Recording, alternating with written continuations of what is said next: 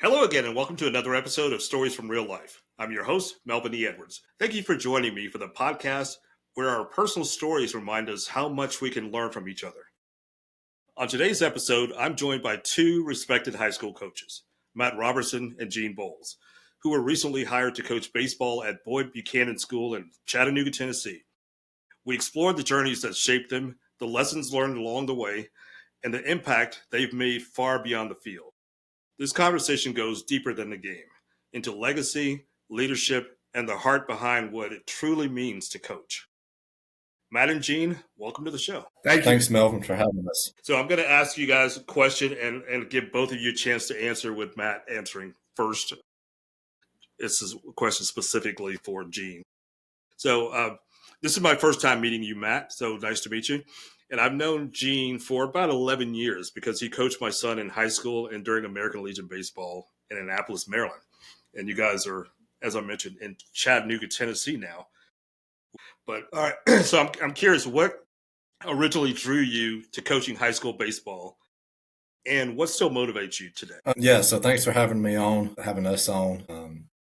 So that question goes all the way back to 7th grade, kind of being a athlete. Obviously, my dream was to be a professional ball player, but I looked up to my middle school basketball coach, Josh Cowart, and I kind of wanted to be like him. So at that time, every kid wants to be a PE teacher and a high school baseball coach. So that was kind of the plan all the way till I got to college baseball. Quickly fell in love with college baseball, the pace of it, the competitiveness of it. Throughout college baseball, I quickly realized I better enjoy college baseball because I was never going to fulfill that dream of being a professional ball player. And then just happened to get around the game of softball, fell in love with softball, and coached at Tennessee Tech and at Belmont for brief stints.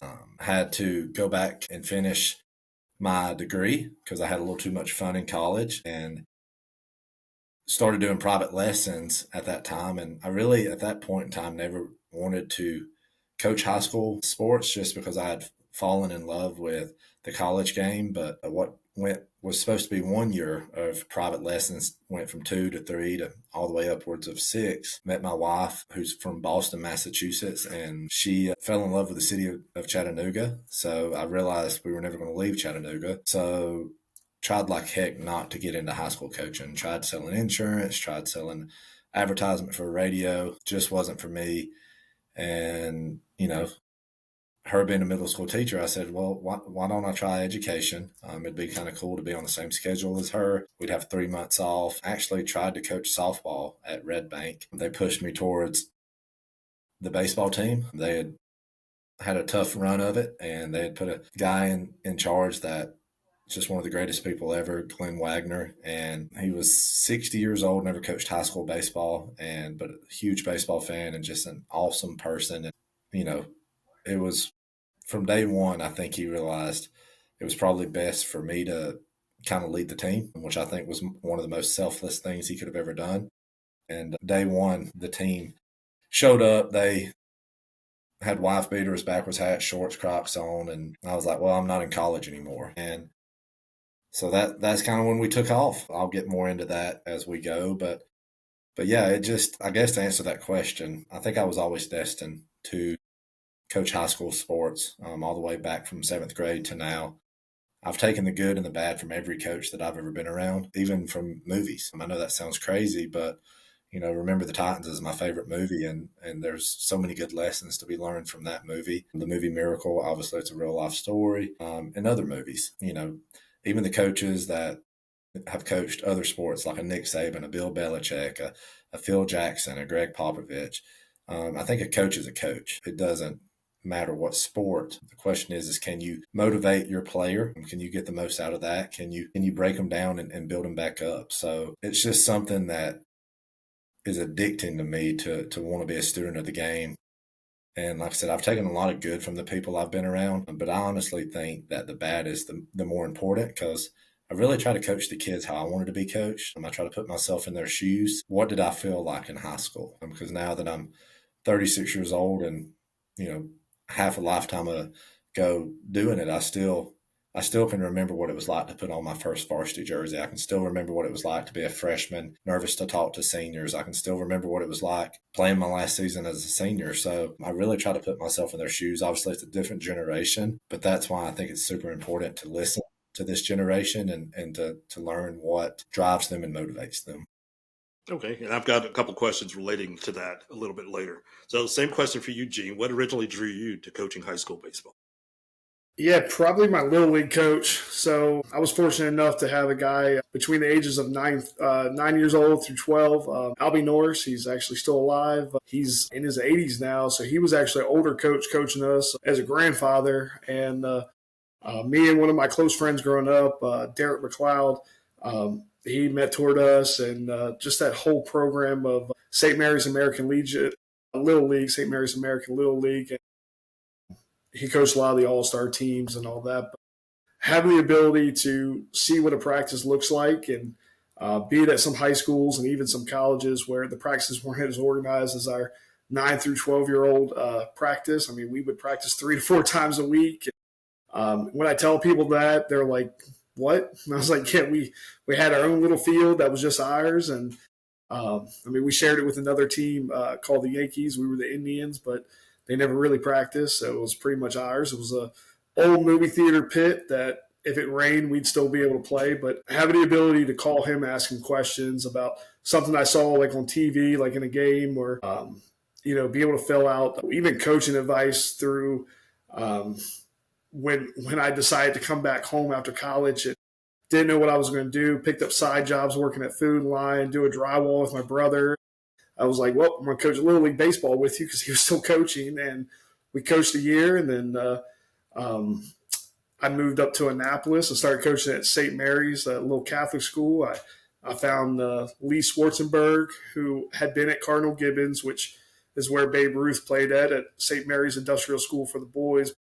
Before that school closed, he came down to Annapolis and coached with him for a couple years before the Annapolis job came open. And I had the ability to go to Southern High School to coach with Frank Hood and to be their JV coach and varsity assistant, or go to Annapolis because I thought I can win a state title with just it is what it is. But if I would have went with Frank, I'd probably have 2 state title rings right now. And he lets me know about 3-4 times a year because that Bulldogs team was really good in 2A.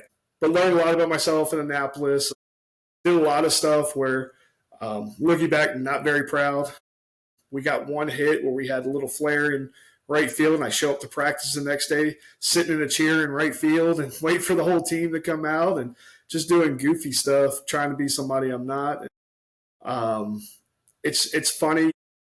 You want to put a team on a platform that they're not used to, but trying to get as much out of them as possible. I think obviously your son, that was guys like him, guys like Aiden Fowler, Matt Woolan that came through the program. There's a couple kids that were the Romaleys that hopefully I made some type of impact on those kids. And you always think like you wish you kind of were who you are now and go back and, definitely made a lot of mistakes. And I still go back to some of the stuff that we did, and you're like, what are you doing? And after Annapolis, I went and started coaching junior college ball, and I went to Prince George's for 2 years. We went to the College World Series and left there and jumped in my little tiny car and went all the way out to Kansas and coached at Bethany College for a whopping 3 weeks. And we had a coaching change, and I was back in my car driving to New Hampshire and had no idea where Dartmouth College was. Thought I was driving to Massachusetts and found out it was in New Hampshire. So culture shocking at that. Was a volunteer up there. And after that season, not making any money, and camps weren't really a thing up there. Neither were lessons. Most of those kids played hockey, which was pretty cool to go to college hockey games. But came back to Prince George's and try to find my way and figure things out. Was there for a year before I started the program down at Cleveland in Shelby, North Carolina. And then came back home. It's had some family stuff had a couple people in the family pass away, and then had to help out my niece, and who still lives down in Southern Maryland, and trying to just figure stuff out. I met my now wife after coaching for a little while. I was at the junior college level, and I ended up moving down towards Georgia, and we stayed a whole summer just hanging out. And fast, got engaged, had a baby, all that. And then I started coaching at the college she was at for over a decade. I coached at Point University for a year, and things weren't working out. And I'm like, Matt, I started doing insurance. I did insurance from home, and She got an opportunity to come back up here to Chattanooga, where she's from, and coach at her alma mater. I found the first job I can get at a logistics company that Matt would take me to work sometimes, and I absolutely hated my life. Now I fast forward, end up coaching with him, and after he called me probably 13, 14 times, and obviously Red Bank wasn't the first choice to coach, and I thought I was done with coaching. So, having Coach Matt and be able to get back into it. But like I told you on here before, the meet him in Cape Cod before we started recruiting is definitely a unique experience. We can go down that road, but it's just wild how the different people you meet kind of change your life and all that. I'd have to say kind of the long-winded answer would be definitely my Little League coach. I still talk to him to this day. He coached basketball and baseball growing up, and at the high school level was just one of those guys who would give back to the community, was always fixing the field, and we never had to worry about a rain out. Like, we were the only team that would be playing. So that was cool. I think that's where like the practice plans and all that come from me with now at Boyd. I want to keep this mostly positive, but let's learn. I want to hear a quick story from each of you about a mistake you made and what lesson you learned from it. So what would you consider an early mistake, and what was your greatest lesson from it? Let's start with you, Matt. What was a mistake I learned or made that I learned from? I'd say I'd say a mistake I've made is just thinking that you're untouchable, thinking that you're bulletproof. I think that, it's great to build yourself up, but I think you can spend a lifetime, whether it be 10 years or a lifetime, doing a lot of good, and it can all be tore down in a moment's notice. So I always remember, I always treat it in the sense that, yeah, everything's going great right now, but one bad decision can erase that. So I try to learn from my past mistakes. And I think as a former athlete, and what I ask our guys is to never have regrets. I think as a player, now being on the other side of it, I would love to go back and eat better and work out and train harder. And unfortunately, you don't get that. So I think as a coach, just learning from the regret that I had as a player, I think that probably is to answer your question, is I don't get to go back and do it as a player, but I can do it as a coach. So those days that I don't want to go when I was at Red Bank work on the field, or those days that I don't want to go work with our guys, because obviously we have families and we have hobbies, but you work your tail off. And I told our guys this at our last practice. I had a friend reach out that wanted to be a game day coach, and I just replied and I said, we're doing the coaching now. And even though we're still a little over 3 months away from the season, 96 to be exact days. And when we get to the opening game, I'm going to make a lineup out. I'm going to coach third and make some strategic calls. But everything that we do from here to that opening game is really what I'm paid for. So just having no regrets is my goal. Obviously our goal is to win the state championship for Tennessee. Only one team gets to do that. But if at the end of the year I can look myself in the mirror and say, I gave everything I had, then it'll still hurt, but it'll be acceptable. And then, I always kind of do a self-reflection at the end of the season. How can I be better? How can our team be better? How can I be better for my coaching staff? How can I be better for the parents, the kids, for my wife and kid?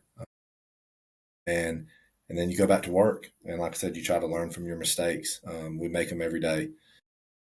So just to answer your question, just learning from my mistakes as a player. I don't take anything for granted. Go out there and work every day, because it can be gone in a moment's notice. And how about you, Gene? Yeah, I totally agree with Matt. I think that's from coaching in college and, as a head coach at two different spots, thinking that, you have it all figured out is probably one of the worst recipes for disaster. And, the little bit of, I don't want to say celebrity, but being on like the local access TV and doing like a sports show here and there. And you think you have it all figured out, and then life just happens. You are under a microscope, even at the high school level, in a place like Chattanooga as well, because whatever we do is a reflection not on just us, but the program. I mean, I'll take it back from when one of my first head coaching jobs at Annapolis, and you know this situation. We played at the Bowie Bay Sox Stadium 2 years in a row, and in Maryland, you only get 16 conference games and 2 non-conference games. I might get these dates backwards. It's either Annapolis Area Christian St. Mary's or St. Mary's Annapolis Area Christian. We played both of those teams in the Annapolis Cup that we created, but we had a player that both years didn't play in it at all. Like, it's the AA affiliate stadium of the Baltimore Orioles, and after the second time not playing, he gave his jersey up, and that's what I think. That's the one thing where you're like, dang. We weren't a very talented team, but at the same time, you're like, you don't play many games. You're trying to get guys in, and you're trying, at least make the game fun. But being, I don't want to say just a player's coach, but kind of being, understanding where your players are. Because I think if we would have done pre and post exit meetings each year, I would kind of known where that kid was. He's not a kid anymore. He's working and grown man now. I don't think if I would have changed anything, would that have still happened? Maybe. But you hate to see somebody get so mad that they don't want to play. And you saw it. Obviously my temperament was a lot different back then when I coached to now. And we had all types of personalities. I think I would have been a better coach for those kids now than then. But you can't go back. And that's probably the one thing as a coach where I struggle with that. I struggle with the fact that, and even your son has played with several players who are no longer with us. There's one at St. Mary's, and there's 2 at Annapolis who played for us that, and all 3 were OD situations. And you sit back and go, should I have made a more of an effort of phone calls? And you get married and have kids, and that's where the life as a coach. You say, oh, I'm not worried. No, going to a kid's funeral who hasn't had a chance to really have life, like that sucked, and having situations to where you felt like you tried to do everything. One of the kids I took to school every day. So, that's the hard thing about the whole coaching thing. And you're trying to be better every day. And the players, when you're coaching at the time, they're getting mad because of playing time. They're getting mad because they struck out or made an error, or you might have said something the wrong way, but they don't realize how much we care about them. We're with them. We're in our own families. And Matt says it best. We're going to see you more than our own families. Even though we just met you, we're going to love you. And I don't think some of our kids realize that until it's too late sometimes. And that's just how it is. But that's one thing at Boyd-Buchanan. I really hope like our kids, and someone will see this because it'll be on social media, but hopefully they understand we are real when it comes to that. So it's not, Coach Matt will tell you he don't hide anything. He sure doesn't, and neither do I. Like, we're definitely upfront about that type of stuff. And Gene, I know you just answered, but I want you to answer first on this next question because you already sort of touched on this topic. I'd like to hear a story of a player who changed you personally, not just as a coach, but personally. Yeah, I think. There's a couple. Obviously the easy pick would be Damon because how quiet he was, and you're never knowing if he's listening or if he's liking being out there. And then he goes on to college, and he's having a great career. He's married, and but Damon is my son, by the way, for those. Yeah, and I think looking back, and I didn't have. Everything to do with getting this kid to Prince George's. Our head coach at the time, David Buddy Foster, did, but Dakota McFadden, who played for us for 1 year in 17, getting that kid he was at JUCO in North Carolina. He hit under $140 for them, and nobody took a chance on the kid. His grades were terrible. He spent a year coaching their softball team. He was assistant coach, just helping hitters where he could, and we got him on campus. He's about 3. Made a couple tweaks to him, but he had an All-American year for us, and obviously the grades were so low that he had to go to a D3 or somewhere else like an NAI. He ended up going to Keystone College and having a great run there. But now he's been on TV with Banana Ball. He played with Savannah Bananas, and now he's with the Firefighters. And I talked to Matt about it. Like, traditionalists don't like it, but at the end of the day, like, I'm never going to be able to play at Fenway or Campton Yards in front of all those people. He's played at Clemson, packed crowds, and he's getting to do what he loves. Having that kid who went through so much, while he was with us. I mean, he had a lot of loss in his family, and he thought baseball was done.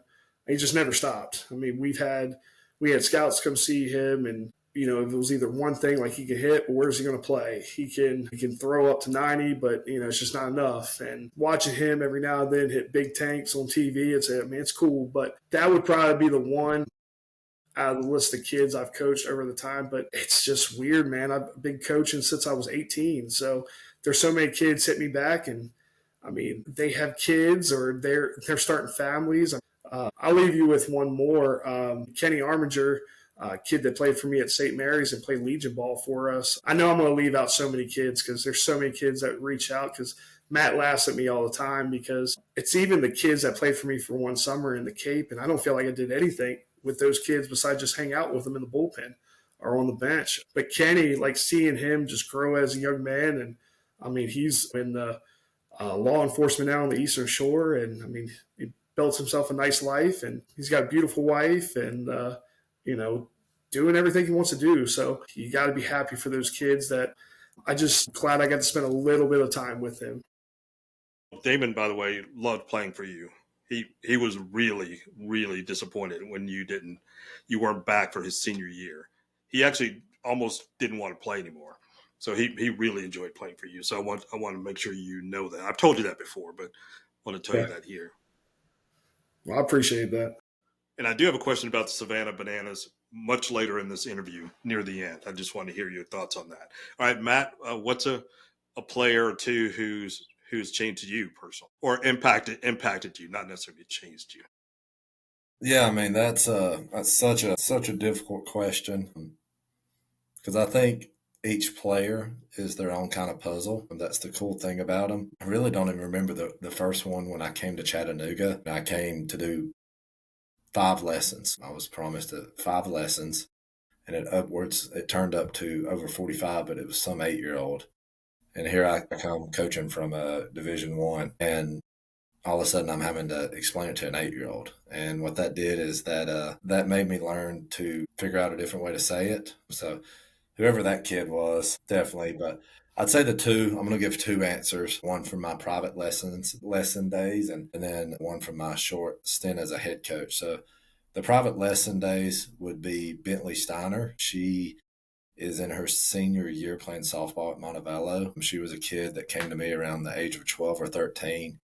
She had bounced around from travel teams, just, people not giving her a chance. And when she came to me, she was not very good, but she had a great attitude, very bubbly. And I don't know, it's hard for me to look at a kid and just write them off after one time. She was very close to it, and she showed up with a walking boot on. She had sustained an injury during basketball, and it just happened to be on her front foot. Her mom was going to cancel it, and I told her mom, I was like, I actually think the boot might help her tonight.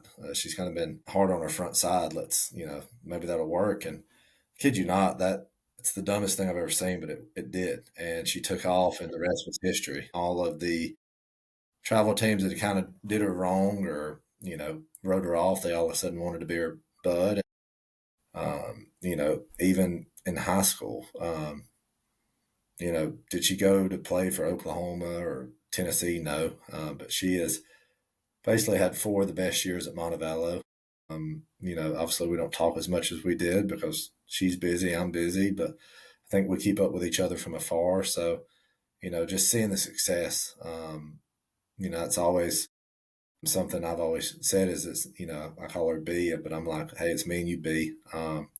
So, it's her senior year. I need to try to figure out the date of her senior day and see if I can't get down to Alabama. But that would be the one from the lesson side. I'd say the one from the coaching side, like I said, it's a brief stint. I've had some great ones from Logan Denton to Jake Bruni, Sean Bruni, Braden Stoltz, some people that are still playing. But I think Gene knows my answer is going to be Jack Barkaloo. He just finished up playing last year. Jack was a kid that, he was born to play baseball. And when I took on Red Bank, he was a sophomore.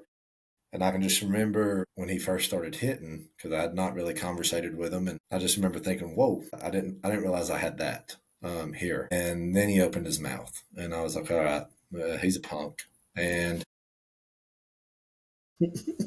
That first year we had some ups and downs. Jack made some mistakes. I'm sure I made some mistakes too. The second year, the year ended on a high. The kid hit 3 home runs and 3 consecutive bats at the end, one being a walk-off, something that I don't even think I've ever seen in a video game. The next year comes around and he got a little bit better attitude-wise. Obviously, we built our relationship a little bit more. Senior year comes around and he was the best version of himself that I'd seen to date. Gene, when Gene showed up, and I always used to tell people this, has Jack ended up being exactly where I want him to be? No. I mean, he's not the finished product. I mean, I'm not the finished product myself either. But I think it's unfair and unrealistic to get kids. I always tell Gene, let's not try to build Rome in a day. Same thing with kids.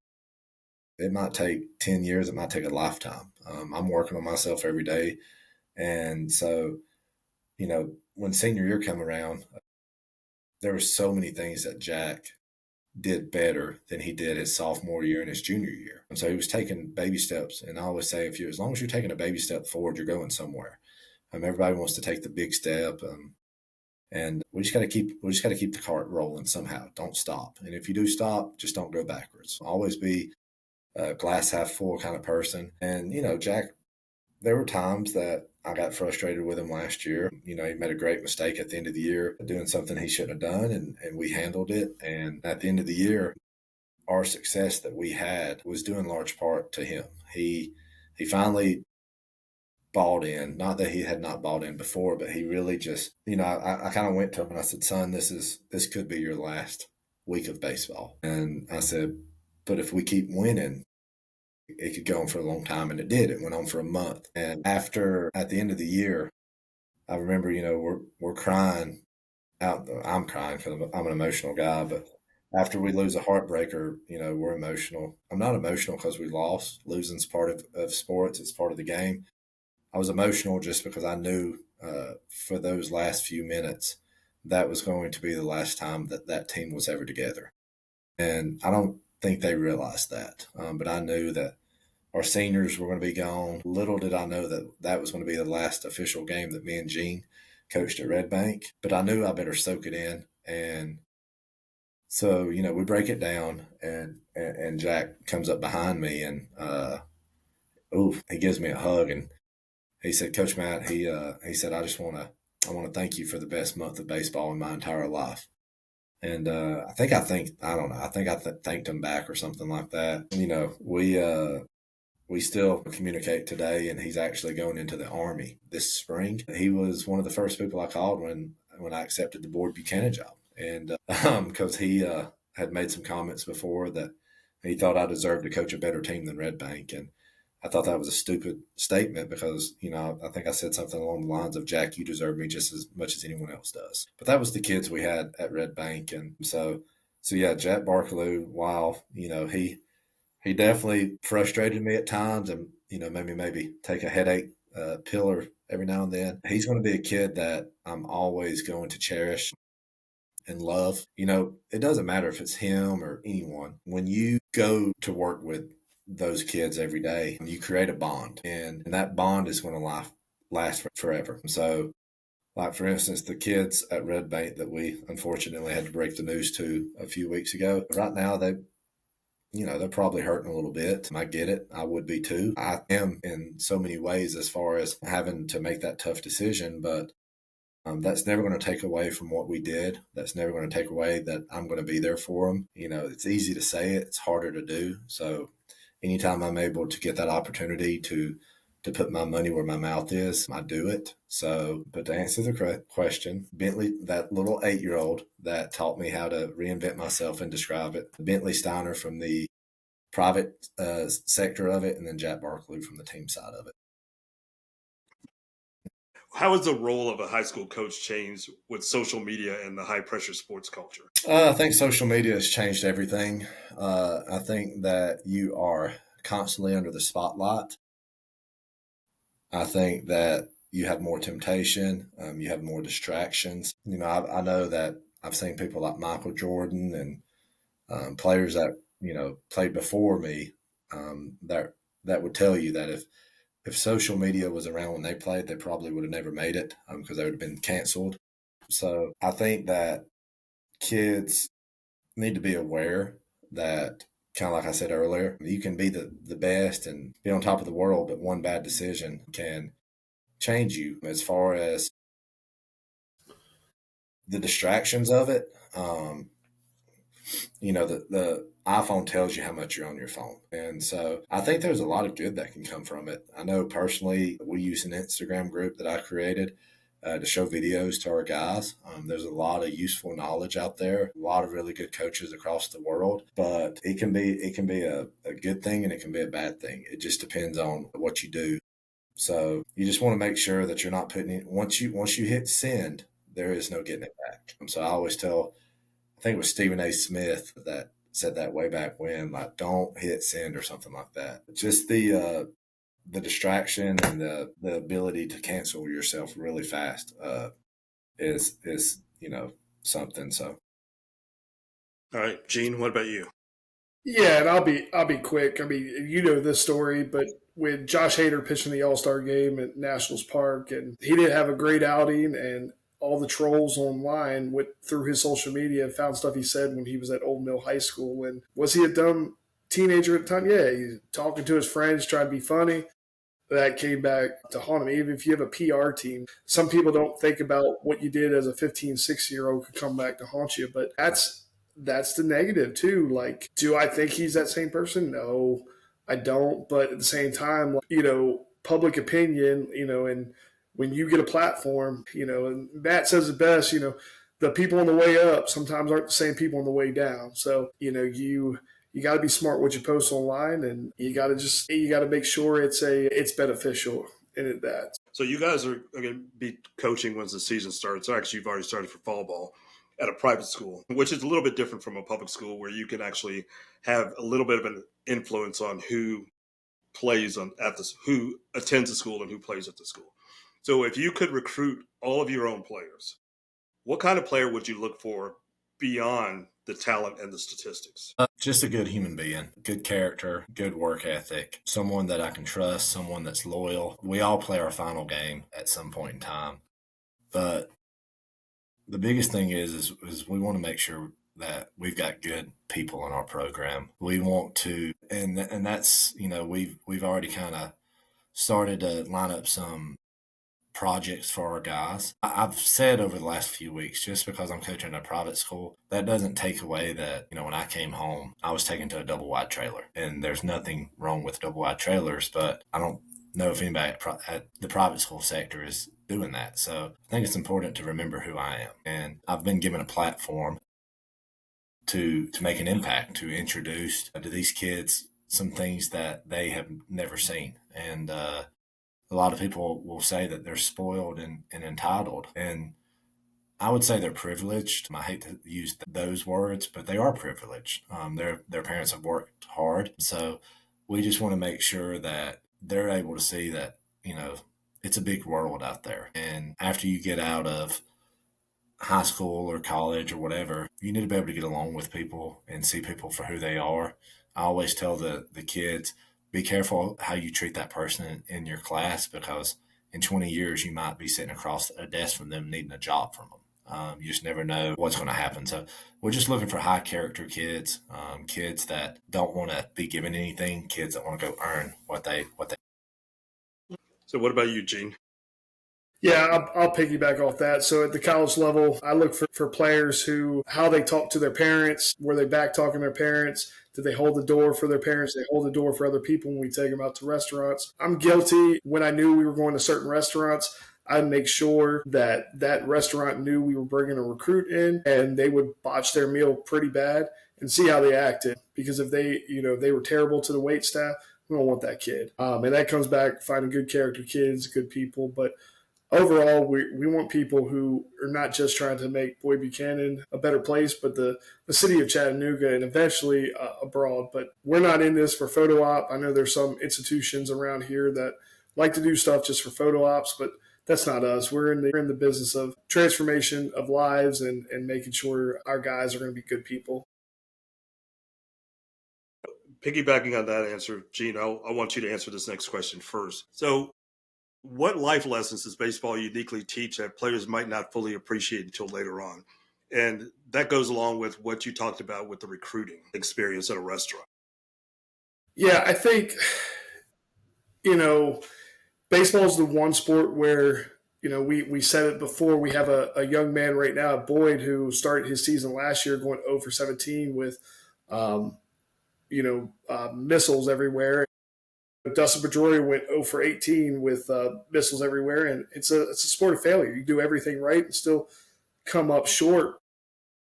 Having the ability to have to be able to block the noise out, to be able to keep working and knowing that you're doing the right thing, even though you're not seeing the results. And that's the same thing at home. That's the same thing in life. And be able to stay positive. One of the things like me and Coach Matt have is, not everybody's perfect. We'll come to the ball field and, we're human. I'll have a bad day. He potentially has a bad day, but we can't both have a bad day at the same time. And, we have to be on for these kids. They are going to feed off not just my energy. They're going to feed off Coach Matt's energy. He's the head guy. And that's one of the greatest things about this game. You have to have the ability to be able to turn it off and, turn it on. And I'll leave you with, Derek Jeter was one of the few breeds of guys who he never watched baseball when he left just because he needed to get away. Now, it's different for a high school kid, but pro guy playing 162-plus games with postseason, but, that was his out, be able to. And a guy like Alex Rodriguez thought he was nuts, but be able to be okay with failure and still doing what you're doing. All right, Matt, what about you? I think baseball teaches you how to deal with adversity. Life is all about ups and downs, just like baseball. Just like I spoke earlier, everything can be going great, and then all of a sudden it's not. So we use the platform of baseball to try to do that. You're not going to get everything that you want when you get into the real world. And I always tell people that, I tell our players, if you're not happy with our role on our team, then do something about it. Work harder. It's nothing personal. If you want to be the starting catcher or the best hitter, then get out there and work. We did a thing the other day where I asked our kids one by one unexpectedly who's the best hitter on the team, and they all gave the one answer. And then I said who hits the most on our team, and they all gave the one answer. And I said, guys, it's not a hard formula. The people that work the hardest tend to be the best. And so if you want to make a lot of money in this world, then get out and do it. Some of us are blessed with different talents, but as long as, once again, you can look yourself in the mirror and say that I did it at the best of my ability, then that should be fine, and live with that. But if you're always just sitting around saying, oh, why me, or why can't this go for me, or whatever, don't be a Debbie Downer. So we just want to use I think that baseball can absolutely teach you how to handle life, the shortcomings, the success, the failures, and it's a lot like the game of baseball. The only thing is the game of life is a lot more real. The beautiful thing about baseball is no matter what happens, they erase the scoreboard at the end and they reset it, and it's zeros the next day or the next opportunity. It's not always the case in life. Sometimes we wish we could reset the scoreboard, but that's just not how it works in the real world. Yeah, that's a great lesson there. Baseball, we all talk about baseball being a game of failure. And if you're successful 3 out of 10 times, you go to the Hall of Fame, which means you failed 7 out of 10 times. And those 7 times, you may have actually hit the ball harder than you did those 3 times you got the hits. So you learn that life isn't fair. Things don't always go as you think they should, and you have to be resilient. You can't take it personally that a fielder makes a diving catch when you just hit the ball 110 miles an hour, because the next time you may get a blooper 55 miles an hour and drops in between the infielder and outfielder and drives in the winning run. Things tend to even out. I don't know. I feel like I got my share of bloopers, but there's a lot of missiles I hit. That's what everybody always said. They say, "Oh, that's going to come back around," but no. I don't know. I just think everyone should. It just depends on are you a glass half empty or glass half full guy, and that's always kind of what I live my life by is, me and Gene, we say something all the time, and this is more Gene than me. People is like, I have to do this, I have to do that. And Gene, we love to say the word we get to. That's a big thing that we both do together, and we hope it overflows into our kids and our program. So, All right. So when you got kids with different personalities and skill levels, how do you build trust and unity when you're building a team? treat everybody the same. That's the most simple question. This is going to be the easiest, shortest answer. Treat everybody the same. Typically, honestly, I go at my best player the hardest. I know Greg Popovich was very big on that. I know Bill Belichick was very big. Like I said, I do try to treat them the same, but I don't care if you're the worst player in our program. To me, you're still a human being, and you're still a piece to the puzzle. A program, it's all a puzzle. And obviously, some of us are bigger pieces of the puzzle. Obviously, being the head coach, I'm a very big piece of the puzzle. But if you look at a puzzle and there's just one little bitty piece, it could be this big and it's missing, it just doesn't look right. So for this thing to really, really work, you have to have every piece. So that means if it's a freshman or a senior that might play one inning or have one at bat, treat that person like they're the best player, like they've got the richest parents, because you've got to have everyone pulling the rope from the same direction to accomplish the goal of winning a championship, in my opinion. Gene, what about you? Yeah, this is going to be even shorter. It's the same answer because and you'll laugh, you'll think we've coached together forever. We've only been coaching together since the end of January, but there's nothing I can add to that. I mean, we have the same philosophy on that, so I agree with Matt. Okay. Well, what about parents? Coaches talk about, and teachers too, for that matter, talk about parents in this era being much tougher to deal with than students and athletes. Do you find that to be the case? Matt, I'll take this one first. So, and you can piggyback off me. I think it's the travel ball atmosphere where players are just able to hop around and go when they're not happy. A lot of these teams are 11 to maybe 13 players, so they've never had to earn playing time. When we played, and I'm aging myself, I mean, me and you've talked about this before, you actually had to earn on your Legion team or your Dixie Youth or whatever, where now any dad can just start a program. The other part is the education piece of it. Most parents are used to, be able to stroke a check or do whatever to get their kid playing time. And, when they find a coach who isn't like that or has some type of values, that's hard. And I think the access piece to parents as to coaches gets misinterpreted a little bit. Like, we've had a parents meeting and we've been pretty upfront, like how they need to meet with us and all that. But sometimes the lines get skewed where they don't know when the right time to ask or what have you. Even we just started and, we might have a parent that wants to ask a question, but they're just not used to knowing what those boundaries look like. They're also not used to having their kids ask. And that's what we're trying to do. We're trying to create young men and young leaders. And I know Matt's probably going to add this, and this will be it for me on this end. But when they go to their first job or what have you, mom and dad can't come in there and save them or ask their boss, well, why did little Johnny get this promotion? Well, it's because, one, you didn't work harder. They pick somebody else. It is what it is. We don't say the 4-letter word in our household, fair. Like, fair is not a real word. Like, it's not, it is what it is. But, yeah, that's my answer, and I'm sure Matt's probably got something similar to add to that as well. Go ahead, Matt. I'm gonna play the fifth. And no, I'm just kidding. Parents, they're a piece of it. I tell our parents all the time that it takes a village to win a championship, and they're part of that village. I just hate to see the parents when they make it about themselves, whether it be their kids playing time, reliving their career, jumping all over umpires. Here's the one thing, the one common denominator I've seen from the really, really good kids, the good players. Their parents, they don't make excuses for them. My parents, they weren't perfect, but they raised me they said, look, we're never going to go above and beyond for you to play. If you want to play, you'll get out there and figure it out. So I tell our parents, like, let me do the coaching. Let me be the bad guy, instead of on that car ride home chewing them out or criticizing them. Just tell them you love them and talk to them and listen to them. So I always tell our parents, I want it to be a great experience for the 4 years you have with us. Because you're going through it too. And so I do draw a line in the sand with the parents. There are things we can talk about and there are things that we can't talk about.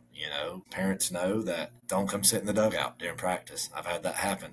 Because here's the deal, like if you work in a cubicle or a big office or drive a truck for a living, how would you feel if I came and popped into your office? So the baseball field is our office.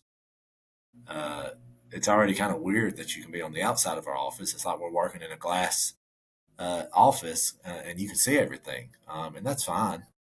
I want you to see it, but just respect the boundaries and let me do my job. And because it's hard enough to do it, but if I'm having to deal with parents as well, that makes it even more challenging. So just trust me. But like I said, trust takes time. Trust is earned. And that's what we're in the early stages of doing at Boyd-Buchanan right now, is earning people's trust. So I sort of referenced this earlier when Gene, you talked about Dakota. I'm curious to hear your thoughts on the Savannah Bananas and sort of the novelty entertainment aspect of baseball, which is very traditionalist sport, probably not as much as golf, but maybe the next most traditional sport. So what do you think about the Savannah Bananas?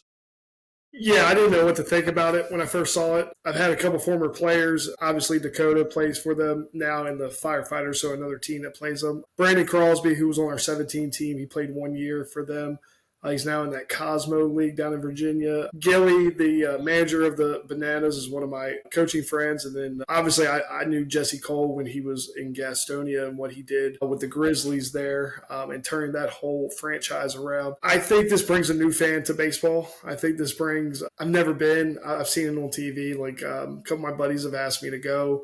I'm always coaching a travel team or coaching baseball or doing something. But I think there is some good to it. There's going to be some changes in baseball in the next few years. I know I might get a lot of crap for this. They still play some type of baseball. I know once you get past like the dancing and all that, like they still are playing. Yes, it's kind of like the Harlem Globetrotters, but at the same time, like you're still playing baseball. You still have to throw the ball. You still got to hit. Like, they're still playing defense for some point. Some of those kids, they were, like what's his name? Tanner, who used to play for Mississippi State, second round draft pick. He's now in it now. So, I mean, they're starting to get some players. I mean, I think it's cool when they go back to ballparks and they bring back old ball players. But he can't pass up on the marketing aspect. I mean, Jesse Cole is an absolute genius, him and his wife. And it's not just the baseball. I mean, they've brought foster families to the light where, I mean, they do a great job around the country with foster families. And one of my former coaches I worked with, Andrew Bartman, who's with the Tailgaters, he coaches first base and grills while he's at first base. It's pretty funny. I saw that on TV. But, I mean, they've had a lot of kids in foster families, and now they have an even bigger platform to talk about it. So it's not just the show, if that makes sense. And I think once people listen to the story, I mean, Jesse and his wife used their last bit of savings to start this thing up. And I mean, now they own the rights to the ballpark down in Savannah. So it's a unique story. I mean, if you got a dream, follow it. I mean, they had a dream, they stuck to it. And, they were told no a bunch of times by traditionalists, and they're still packing out stadiums. They're doing something right. So yeah, packing out major league stadiums. That's the NFL. And yeah. And they got a cruise coming up in the end of January, early February. We were going to try to get one of them to come and speak. And my buddy was like, yeah, we have spring training in January. Then we're going on a cruise. I was like, and then we start our tour. I was like, whoa. So they got it going on, man. That's good for them. So. What about you, Matt? Do you have any opinion about the Savannah Bananas? I think it's great. I think, Jesse and his family betting on themselves. I think that's, what makes America great is anybody can go out there and do it. I think Gene's right. It's bringing a new fan to baseball. I know personally for me, I'd still rather go to an MLB ballpark. I'd still rather go to a minor league or college game. I've not been to a game in person for the Savannah Bananas. I guess if I was around it, maybe. It's just not been. I go to a lot of sporting events. I love their. I don't care if I'm in the last row of that stadium. I love to feel the energy of a live sporting event versus the television. Um, but but I guess what I've heard about the Savannah Bananas is they engage you from the time you get out of the car, which I think is cool. Like I said, yeah, it is some form of baseball. I don't know if it's rehearsed or not. If there's a predetermined winner, I really don't know any of those answers. I'm probably not doing a great job of selling myself as a marketing person for them, but I've got no hate towards it. I just it's probably not my favorite thing, but I will say. With that being said, I am very open minded. I think there's been so much good for baseball. The extra inning rule, getting rid of the pitcher.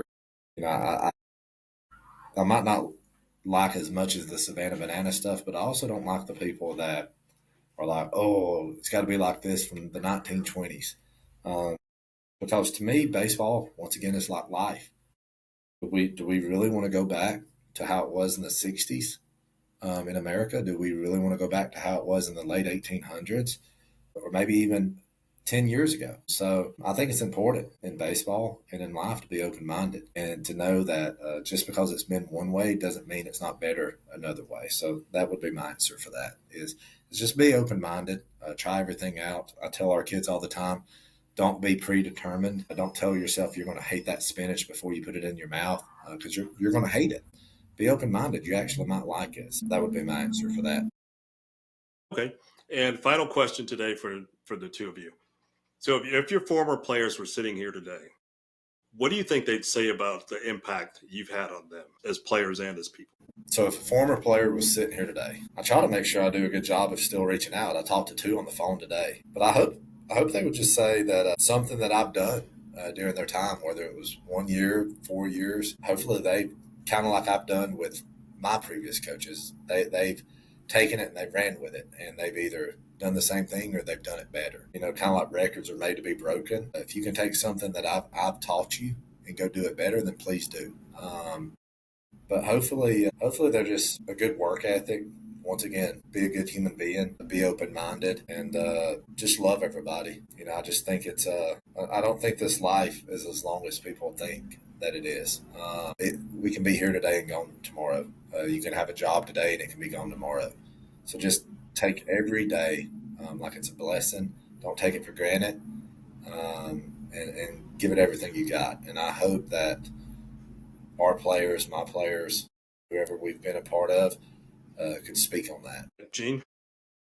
Yeah, I think I'm going to go down the road that it depends on when. It depends if that's the St. Mary's Annapolis kid or when I coached college or now. I mean, hopefully all the kids can respond that, I gave, 3 T's, my time, my talent, or my treasure to them as much as I could. I mean, there's been kids who, at different schools who have struggled in different aspects of life. I try to be there as much as I can. It's very hard to be there for everybody after they leave a program. It's the kids who, like Matt said, there's a couple kids that always hit us that we'll stay in touch with. But, I think the collective, if you go back to that high school kid, would be like, he was probably trying to be somebody he wasn't. And I mean, I'm good with that. I think growth is good. Almost 40 now and almost a man. So, Yeah, but you, unlike Coach Gundy, you have a job now. So yeah, good job now, right? So I just think that it comes down to that, and hopefully I made some type of difference, even if it was good or bad. Maybe it was what you should do or what you should do, but now we're packing these kids up, and we jumping on a charter bus and going to Birmingham or taking these kids to Knoxville, Tennessee, and try to get them outside of Maryland. Having the vision to just so they could see more than just baseball and more than just just playing games. I mean, I think obviously you got the experience going to Rick Wood with us, and it's just more than an event for me or just time with those kids. I think it's the experience they all had too, and hopefully the life lessons were. I mean, they saw just the closeness we had, and I mean, obviously these guys reached out to me now. I do what I can. Matt sees it. we've had players reach out in our short time together, and I'll bend over backwards. I'll leave you with this story, and Matt doesn't even know this story. I was so hard pressed to get a game in against a local team in Maryland that I took all my clothes out of the shed because I was in between homes and it had just poured down rain, and we used all my clothes to dry the field just so we can get our first ever win in, what was that, 90 some games in a row they had lost. So I don't think we probably should have never played that game, but it's just stories like that where I don't think there's many coaches like Coach Matt or myself out there. They're just not. We are definitely a special breed. I don't know Matt's side, but I know your side. And you talked about rain, and it made me think about the time when your fall team, the Arsenal team, which is how we met you. Damon was on that team, and we were supposed to play a game at the University of Maryland, and it got rained out. And while we were waiting for the game to be called, we were hanging out in the student union, and the players were just like playing video games and playing pool. And that was the night Damon decided he wanted to come to Annapolis to play for you. So you just that was at the Stamp Student Union. Had the bowling alley, pool, and all that. Yeah, it took us up there. I just got done school, so I knew how to get in there. So that's I forgot all about that. Yeah, you definitely brought back a memory. So that's funny. Guys, thank you so much for being here today, and happy holidays to both of you. This episode will run right after Thanksgiving, so I don't want to say happy Thanksgiving, but happy holidays. I hope you guys have good Thanksgiving, good Christmas, and whatever holiday you celebrate. Absolutely. And if you're listening to this for the first time, make sure you check out Melvin Ead Edwards with his multiple books online, and you can find my name in one of those books. Absolutely. Yeah, I appreciate you having us on. Happy holidays to everyone. Really cool to be able to tell our story across the country. Hopefully it inspires someone. And, if you're ever in Chattanooga in the springtime, make sure to look us up. And, I'd be remiss to say that it is so much fun to get to do this with Gene, to get to go to work every day with someone that pushes me to be the best version of myself. I love him to death. And yeah, like I said, I think we're just getting started in this thing, and keep up with us. But go Bucks, and happy holidays, everyone. The dynamic duo. That's it for today's episode of Stories from Real Life. Please share this episode with someone who you think might be interested, and rate it on your favorite podcast platform. I'll see you again next time, and until then, don't forget to shine your light wherever you go.